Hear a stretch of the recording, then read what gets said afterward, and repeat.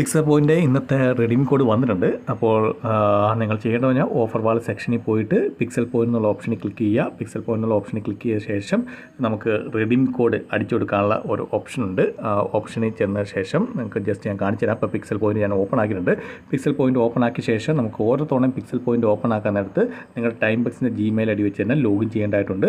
അപ്പോൾ ഞാനിവിടെ just start earning എന്നുള്ള ഓപ്ഷനിൽ ക്ലിക്ക് ചെയ്ത് സ്റ്റാർട്ട് ഏണിംഗ് എന്നുള്ള ഓപ്ഷനിൽ ക്ലിക്ക് ചെയ്യാൻ നമ്മൾ പിക്സൽ പോയിൻ്റെ പേജിലേക്കായിരിക്കും വരുന്നത്. ഇവിടെ വന്ന ശേഷം നിങ്ങൾക്ക് മോളിൽ ലോഗിൻ എന്നുള്ള ഓപ്ഷൻ ഉണ്ട്. ലോഗിൻ എന്നുള്ള ഓപ്ഷനിൽ ക്ലിക്ക് ചെയ്ത ശേഷം നമുക്ക് ലോഗിൻ ആകുന്നതായിരിക്കും.